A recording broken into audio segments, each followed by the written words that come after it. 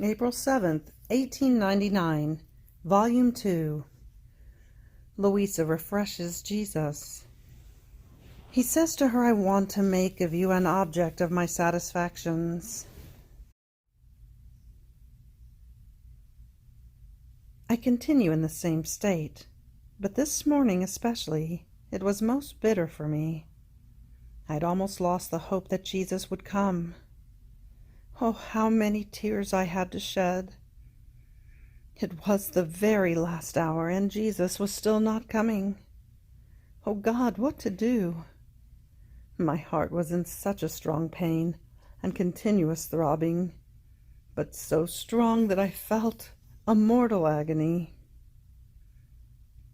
In my interior I said to him, My good Jesus, don't you yourself see that I feel life missing in me? Tell me at least, how can one be without you? How can one live? Though I am ungrateful at so many graces, yet I love you. As I offer you this most bitter pain of your absence to repair for my ingratitude. But come, have patience, Jesus. You are so good. Don't make me wait any more. Come. Ah, don't you yourself know what a cruel tyrant love is, that you don't have compassion for me? While I was in this state, so sorrowful, Jesus came, and all compassion told me, I have come now. Do not cry any more. Come to me. In one instant I found myself outside of myself together with him, and I looked at him, but with such fear that I might lose him again, that tears would pour in large streams from my eyes. Jesus continued, No, do not cry any more. Take a look at how I am suffering. Look at my head. The thorns have penetrated so deep that they no longer show outside. Do you see how many gashes and blood cover my body? Come close to me. Give me a refreshment. By occupying myself with the pains of Jesus, I forgot about my own little bit, and so I started from his head. Oh, how harrowing it was to see those thorns so sunk into his flesh that one could not pull them out. While I was doing this, Jesus would lament, so great was the pain he suffered. After I pulled that crown of thorns off, all broken, I put it together again, and knowing that the greatest pleasure one can give Jesus is to suffer for him, I took it, and I drove it onto my head. Then he had me kiss his wounds, one by one, and in some of them he wanted me to suckle the blood. I was trying to do everything he wanted, though in mute silence, when the Most Holy Virgin came and told me, Ask Jesus what he wants to make of you. I would not dare, but Mamma encouraged me to do it. To make her content, I drew my lips near the ear of Jesus, and in a whisper I said to him, What do you want to make of me? And he answered, I want to make of you an object of my satisfactions. And in the very act of saying these words, he disappeared, and I found myself inside myself. April 7th, 1901, Volume 4. She sees the resurrection of Jesus. Jesus speaks about obedience. As my adorable Jesus continues to deprive me of his presence, I feel a bitterness, and as though a knife were stuck in my heart, which gives me such pain as to make me cry and scream like a child. How truly I seem to have become like a child, who, when his mother departs from him even for just a little, cries and screams so much as to turn the whole house upside down, and there is no other remedy to make him stop crying than for him to see himself in the arms of his mother again. So I am a true little girl in virtue, for if it were possible for me, I would turn heaven and earth upside down in order to find my highest and only good. And only when I find myself in possession of Jesus, then do I calm down. Poor little girl that I am, I still feel the swaddling clothes of infancy that clasp me. I am unable to walk by myself. I am very weak.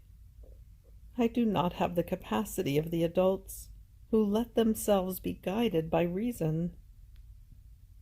So here is the highest necessity. I have to be with Jesus. Right or wrong, I don't want to hear anything. What I want to hear is that I want Jesus. I hope that the Lord may want to forgive this poor little girl who sometimes commits some excesses. So finding myself in this position, I saw my adorable Jesus for a little in the act of his resurrection, with his face so refulgent as to not be comparable to any other splendor. It seemed to me that the most holy humanity of our Lord, though it was living flesh, was so bright and transparent that one could see with clarity the divinity united to the humanity. Now, while I was seeing him so glorious, a light that came from him seemed to tell me, my humanity received so much glory by means of perfect obedience, which, destroying the ancient nature completely, gave me back the new nature, glorious and immortal. In the same way, by means of obedience, the soul can form within her the perfect resurrection to virtues. For example, if the soul is afflicted, obedience will make her rise again to joy. If restless, obedience will make her rise again to peace. If tempted, obedience will administer to her the strongest chain with which to bind the enemy, and will make her rise again victorious over the diabolical snares. If she is besieged by passions and vices, by killing them, obedience will make her rise again to virtues. This to the soul, and in due time it will also form the resurrection of the body. After this the light withdrew. Jesus disappeared, and I am left with such sorrow, seeing myself without him again, that I feel as if I had a burning fever that makes me fidget and rave. Ah, Lord, give me the strength to bear with you in these delays, for I feel faint.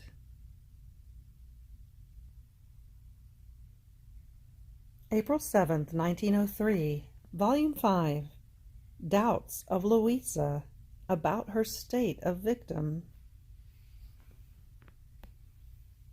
After going through most bitter days because of the continuous privations of my adorable Jesus, this morning I felt I had reached the summit of affliction, and tired and exhausted in my strength, I was thinking that he really did not want me in this state any more, and I almost decided to go out of it.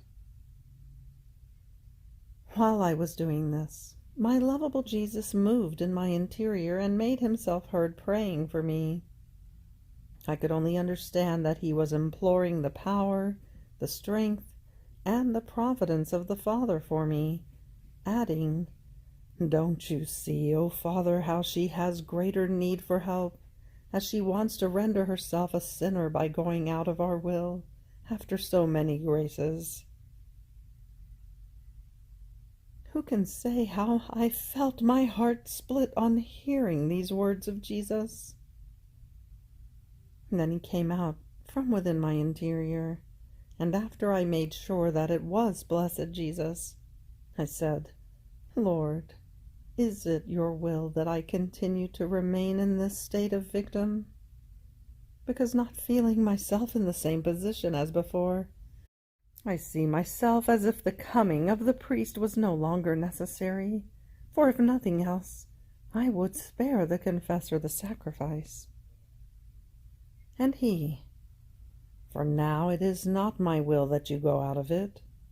As for the sacrifice of the priest, I will render back to him the charity he does, increased 100-fold. Then, all afflicted, he added, My daughter, the socialists have plotted among themselves to strike the church.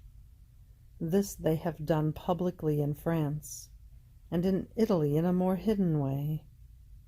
And my justice is looking for voids so as to lay hand to chastisements.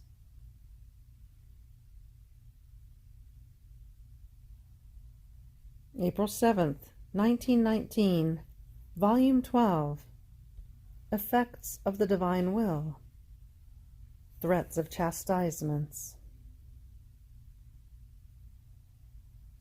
Continuing in my usual state, my sweet Jesus came all tired in the act of asking for my help, and leaning his heart on mine, he made me feel his pains. Each pain I felt was capable of giving me death, but Jesus, sustaining me, gave me the strength not to die. Then looking at me, he told me, My daughter, patience. In certain days your pains are necessary to me more than ever, so that the whole world may not be reduced to a flame. Therefore I want to make you suffer more.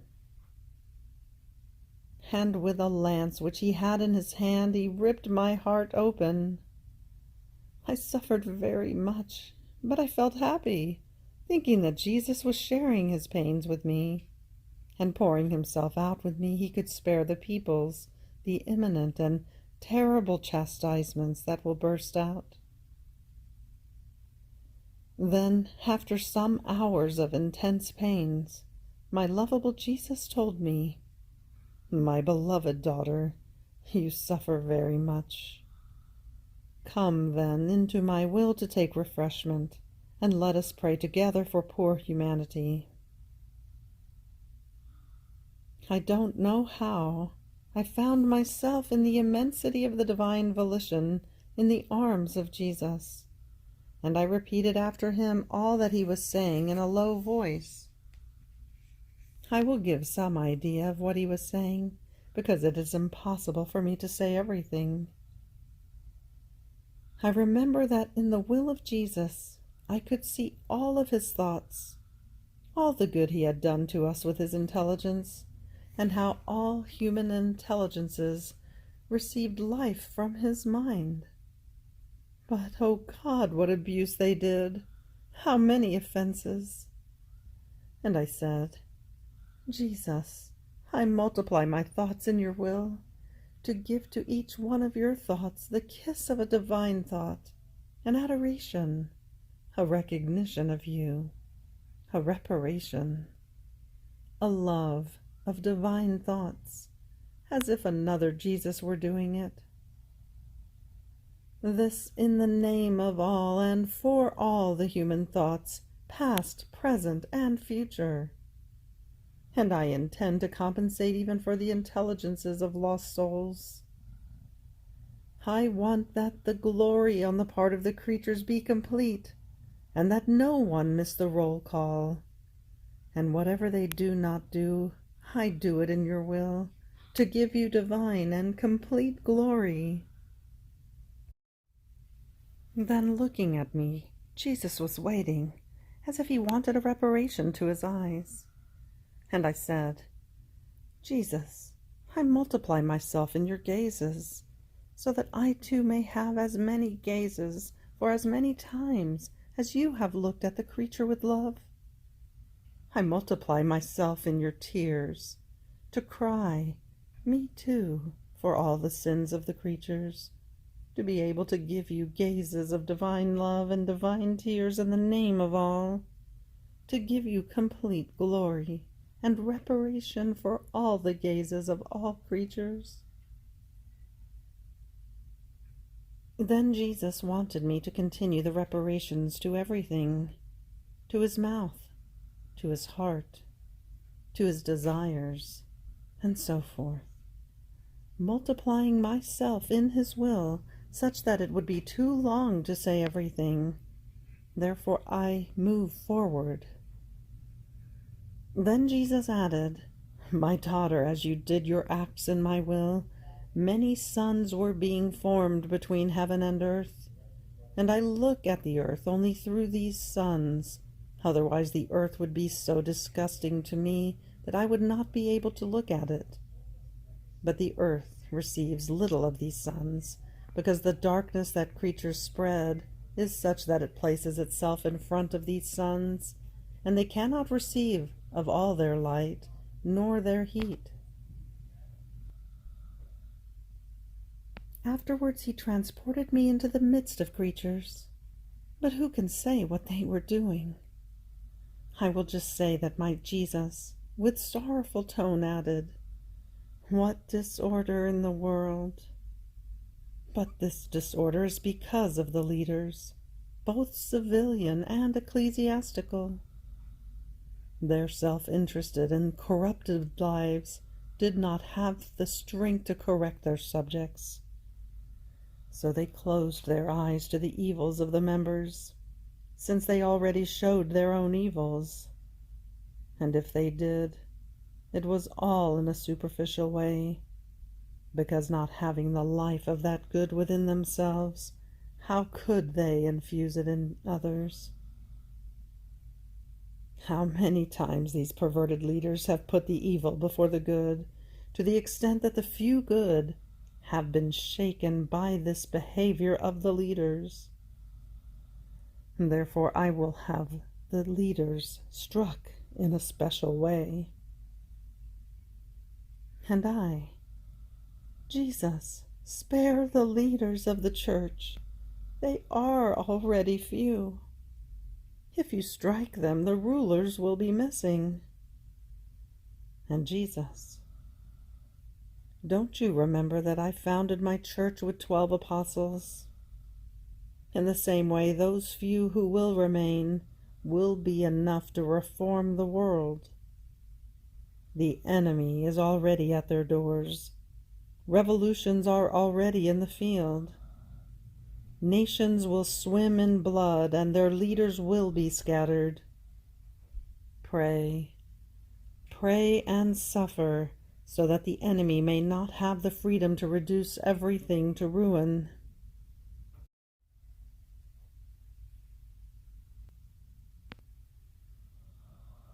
April 27th, 1929, Volume 26. Kisses to the Sun. Exit into the garden. Contest between wind and sun. Feast of the whole creation. Clashing note and note of accord. The new Eve. My poor mind is always back into the center of the divine volition. I feel I cannot do without crossing its endless sea, and diving ever more deeply into it, so as to see, hear, and touch nothing but divine will. Oh, adorable will, raise your gigantic waves up into the celestial regions, and transport the little exiled one, your newborn, from your will on earth, up into your will in heaven. Oh, please, have pity on my littleness, and fulfill over me your last act on earth, so as to resume your continuous act in heaven. So I write only to obey, and to my great repugnance. After 40 years and more without going out into the open air, today they wanted to take me out into the garden on a wheelchair. Now as I went out, I found myself with the sun investing me with its rays, as if it wanted to give me its first greeting and its kiss of light. I wanted to give it tit for tat by giving it my kiss, and I prayed the little girls and the sisters who were accompanying me to all give their kiss to the sun, kissing in it that divine will that, like queen, was veiled with light. All of them kissed it. Now who can say my emotion after so many years in finding myself in front of that sun that my lovable Jesus had used in order to give me so many similes and images of his adorable will? I felt invested not only by its light, but also by its heat. And the wind, wanting to compete with the sun, kissed me with its light breeze, in order to refresh the hot kisses that the sun was giving me. So I felt like they would never stop kissing me, the sun on one hand and the wind on the other. Oh, how vividly I could feel the touch, the life, the breath, the air, the love of the divine Fiat in the sun and in the wind. I could touch them with my own hand. How created things are veils that hide that volition that created them. Now, while I was under the empire of the sun, of the wind, of the vastness of the azure heavens, my sweet Jesus moved in my interior in a sensible way, as if he did not want to be outdone by the sun, by the wind, by the heavens. And he told me, "Beloved daughter of my volition, today everyone makes feast because of your exit." The whole celestial court felt the gaiety of the sun, the joy of the wind, the smile of the heavens, and all ran to see what was new. And in seeing you invested by the light of the sun that was kissing you, the wind caressing you, the heavens smiling at you, they all comprehended that the power of my divine Fiat was moving the elements to celebrate its little newborn. Therefore the whole celestial court, uniting with all creation, not only makes feast, but feels the new joys and happinesses that my divine will gives it because of your exit. And I, being spectator of all this, not only make feast within you, but I do not regret having created the heavens, the sun, and all creation. On the contrary, I feel happier, because it is enjoyed by my little daughter. The joys, the contentments, the glory of when everything was created are repeated for me, when Adam innocent had not yet made the note of sorrow of his rebellious will resound in the whole creation, that broke the gaiety, the happiness, the sweet smile that my divine will had in the sun, in the wind, in the starry heavens, to be given to creatures. In fact, my daughter, by not doing my will, man put his clashing note in our work of creation. Therefore he lost the accord with all created things. And we feel the sorrow and the dishonor that there is a string out of tune in our work that does not produce a beautiful sound. And this sound out of tune moves away from the earth the kisses, the joys, the smiles that my divine will contains in the creation. Therefore one who does my will and lives in it is the note of accord with all.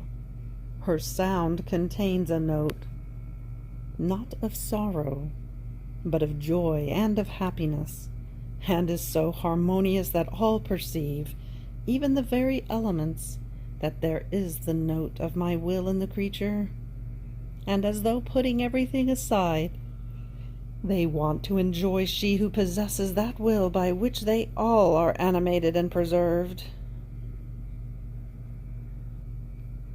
Jesus kept silent, and I said to him, "My love, you have told me many times that one who lives in your divine will is a sister to all created things. I want to see whether my sister light recognizes me. And do you know how? If in looking at it, it does not dazzle my sight." And Jesus, "Certainly it will recognize you. Try, and you will see." I looked straight into the center of the sphere of the sun, and the light seemed to caress my pupil, but without dazzling me, in such a way that I was able to look into its center, at its great sea of light. How clear and beautiful it was! How true it is that it symbolizes the infinite, endless sea of light of the divine Fiat. I said, "Thank you, O Jesus, for letting me be recognized by my sister light." And Jesus resumed his speaking. "My daughter, even from the breath is one who lives in my will recognized by all creation, because each created thing feels in that creature the power of the Fiat and the supremacy that God gave her over the whole creation. Look and listen, my daughter. In the beginning, when Adam and Eve were created, Eden was given to them as their dwelling, in which they were happy and holy. This garden is a simile of that Eden, though it is not as beautiful and flowery. Now, know that I have permitted your coming to this house that is surrounded by a garden, for you to be the new Eve. Not Eve the tempter, who deserved to be put out of a happy Eden, but Eve, the reformer and the restorer, who will call again the kingdom of my divine will upon earth. Ah, yes, you will be the seed, the cement on the woodworm that the human will has. You will be the beginning of a new happy era, and this is why I centralize in you the joy, the goods, the happiness of the beginning of creation. And I love to repeat the conversations, the lessons, the instructions that I would have given if man had not withdrawn from our divine will. Therefore be attentive, and let your flight in it be continuous. End of April 7th. Fiat.